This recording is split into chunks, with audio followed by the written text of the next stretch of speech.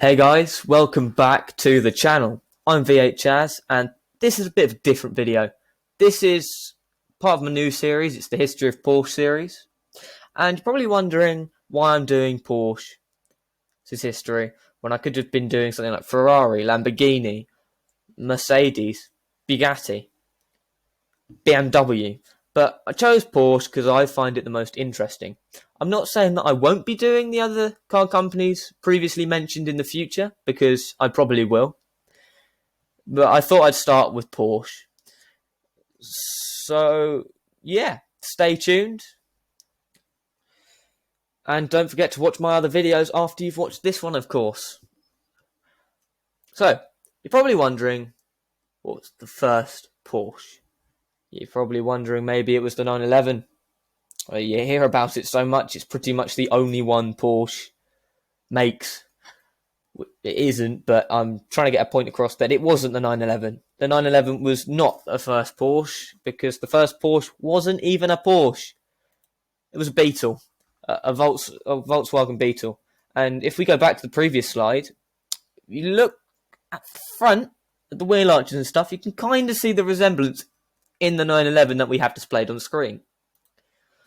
Yeah, so the 911 wasn't the first car, the Beetle was, and that was because Ferdinand Porsche, he wanted something that the people could afford.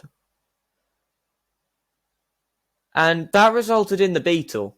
In fact, Volkswagen translates to Volkswagen in English, so it's a good title. And this, of course, this one shown on screen, the Beetle itself, this one, of course, is a Nazi car. Yeah. And modern day ones aren't, of course, but this one was. It was used, the more up-to-date versions, of course, not the most up-to-date versions, were used for the Nazi Party in World War II.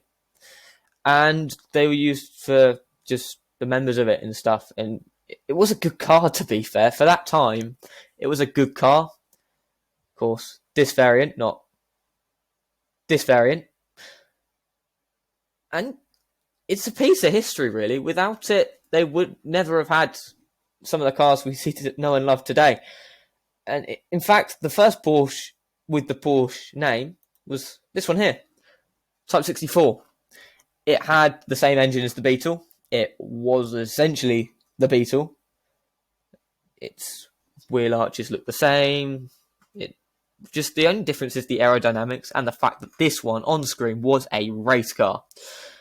It raced from Berlin to Rome. And I think, from what I looked up, it had a 40 horsepower engine with 99 mile an hour top speed, which of course isn't impressive now, but was back then. Of course, you think times were simpler. They didn't have all the modern technology we have today, and I think the one on the screen is essentially just a better Beetle. So, who was the founder of Porsche? It was this guy on screen, Ferdinand Porsche himself. He was an Austrian German. He got his German citizenship in like the 30s.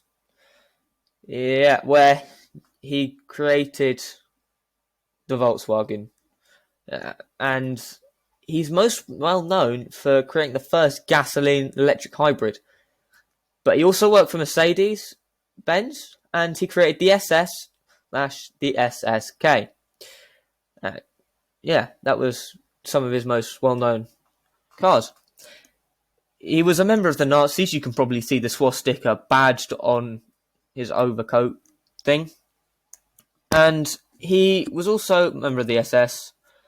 And the Nazi officials called him a great German engineer. He joined the Nazis and the SS in 1937, which kind of paid out for him. He got a good deal. He got some SS members as drivers, and yeah, he used them as security for his factory. So, I mean, he used them well, but still wrong that he joined them, really.